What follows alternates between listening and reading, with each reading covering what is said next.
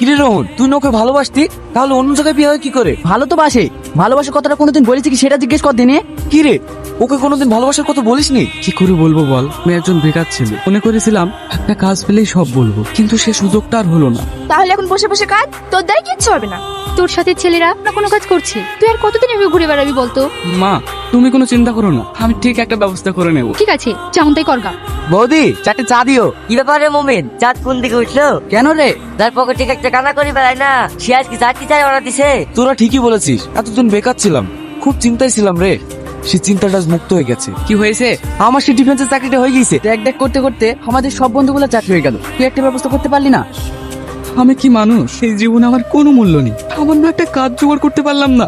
এইসব ভেবে তুই আর দুঃখ করিস না। দুঃখ দিয়ে যাদের জীবন গড়া, তাদের আবার দুঃখ কিসের রে ভাই? মা, আমি একটু কলকাতায় যাচ্ছি কেন রে হঠাৎ কলকাতায়? একটা কাজের সন্ধানে। ভালোভাবে যাস, কাজ না পেলে যেন মন খারাপ করবি না, বাড়ি চলে আসবি। ঠিক আছে মা, আজকের চাঁদটা না খুব সুন্দর। চাঁদ সবসময় সুন্দরই হয়, আমরা কখন তাকাবো সেটা সময়ই ঠিক করে দেয়। আপনার নামটা জানতে পারি? চাঁদনি। সত্যি তোমার নামটা খুব সুন্দর, তোমার চাঁদটার মতো। বাহ, আপনি খুব সুন্দর কথা বলেন তো। কেন? কারণ আপনার কথাগুলো শুনে খুব ভালো লাগছে, প্রতিটা কথা যেন কবিতার ছোঁয়া। আমি আবার কি বললাম? আপনি যে চাঁদের প্রশংসাটা করলেন না, তাতে আমার মন ছুঁয়ে গেছে। মন? ওটা আবার কোথায় থাকে? কেন জানেন না? জানি না তা নয়, আজ পর্যন্ত ওটা দেখা হয়নি, তো ভেবেছি অনেকবার, নিয়েছি শুধু ব্যথা।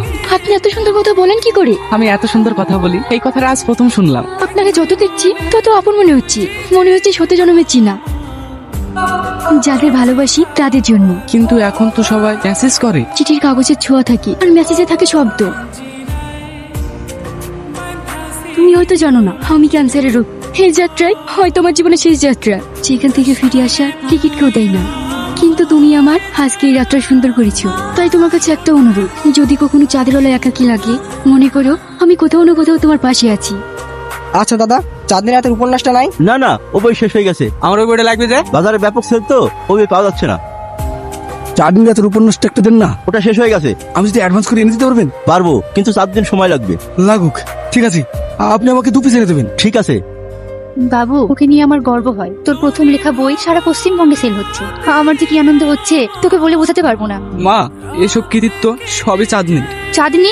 হ্যাঁ, চাঁদনি দিয়ে গেল, কিন্তু কিছু নিয়ে গেল না। এটা কি? এটাই সেই চাঁদনি রাতের চিঠি। আমি প্রতিটা বই প্রকাশের আগে একটি করে চিঠি লিখে তোমাকে পাঠাই। চিঠিতে কি লিখি জানো? আমি ভালো আছি, তুমি কেমন আছো চাঁদনি?